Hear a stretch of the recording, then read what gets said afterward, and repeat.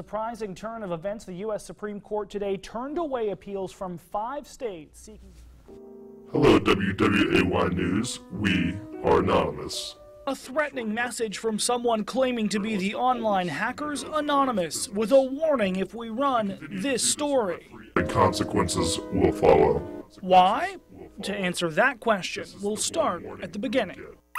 I Snapchat my mom, Snapchat her every day. Snapchat is an online service where you send pictures to friends or the general public that are supposed to disappear within 24 hours but are easily saved and even shared by viewers through screengrams and other apps. An account called UNCW Snaps appears to give an uncensored look at college life in Wilmington. New Hanover County District Attorney Ben David says putting this on display is worse than just a crime. There's a lot of collateral consequences that go well beyond whether you're going to get jail or probation or prison. Sex, drugs, partying. UNCW students putting it all on the line online. We reached out to the anonymous person behind the account, hoping they would speak to us. Whoever's behind the account declined, but they did say, quote, "I know the story presented will not be pretty, but I would like to remain anonymous. The whole idea behind it is that it's the students' choice to remain anonymous if they choose to. But students like Haley Baxter choose not to run the risk of posting to UNCW Snaps." I wouldn't want people knowing I was doing those things if I were doing those things. The DA says this is about more than anonymity. This goes to people's integrity, and it goes to what kind of image you want to have, not just in this community, but truly anywhere the internet goes, which is everywhere. Need proof? Take Olympic champion Michael Phelps, for example. He wasn't convicted of any crime, but a picture of him smoking pot did cause him problems. And even though he wasn't criminally prosecuted for possessing marijuana at this fraternity party, I think it's safe to say he lost millions of dollars. External consequences far beyond the courtroom, but could pictures like these be used as evidence? Absolutely it can, and you know, it has been in other jurisdictions, and in fact in this one. Wondering if these kinds of consequences were even considered by students using UNCW Snaps, we set out to ask them.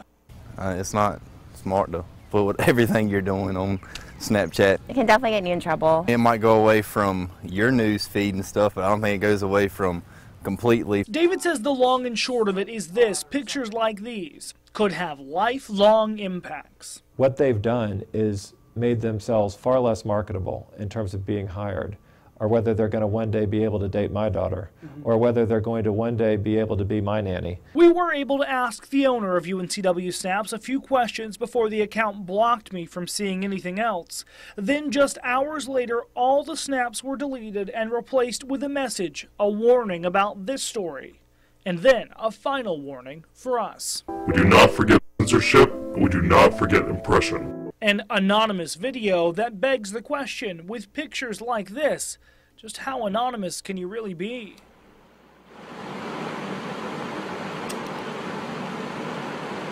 It is not unusual for a county commissioner to travel for meetings or conferences, but the question is just how much are they spending and what are you, the taxpayer, getting for it? Last fall, WWAY got a tip to look at the spending for Brunswick County commissioners.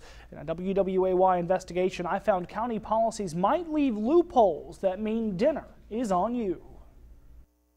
Brunswick County commissioners spend thousands of dollars on travel every year. According to records we obtained through a public information request, the spending gets bigger year after year.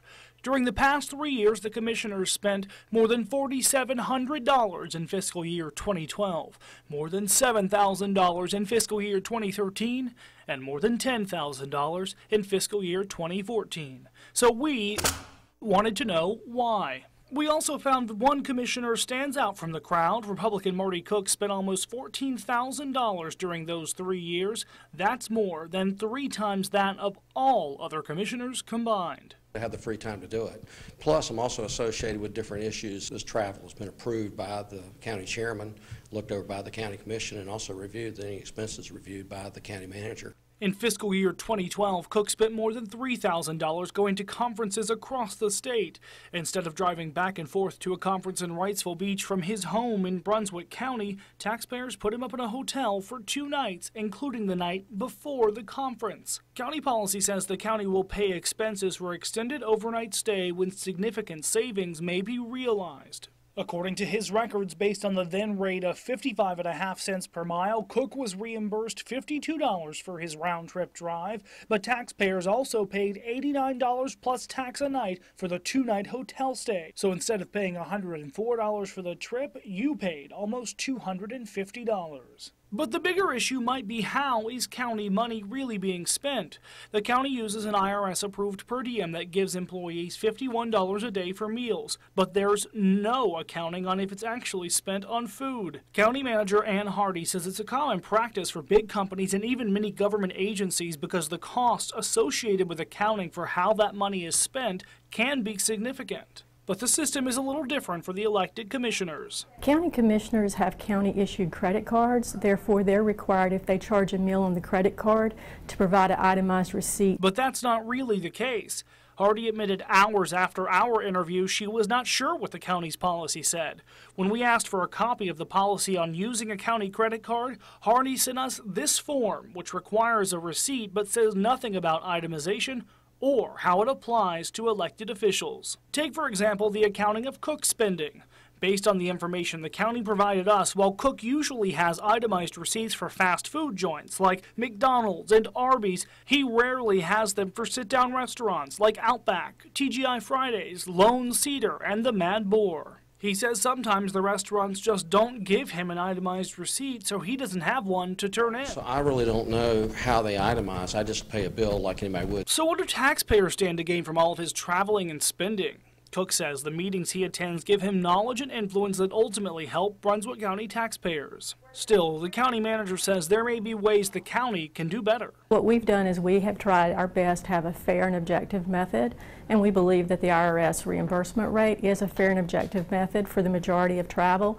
As with any policy, we're always willing to look at it and see where we may improve.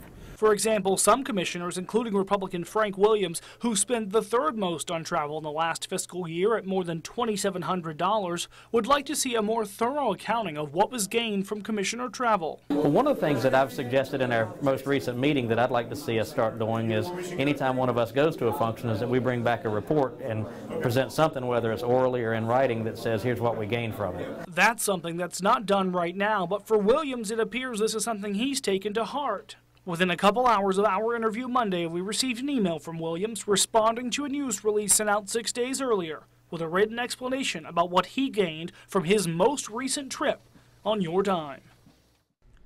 And it's not just travel and dinners commissioners are spending your money on. At their meeting last week, commissioners approved sending Cook to the North Carolina Coastal Local Government's annual meeting at Pine Knoll Shores. They also approved spending $1,000 on a platinum sponsorship, which puts the county's logo in a program and on a website and covers up to 2 registrations, which are $95 each on their own.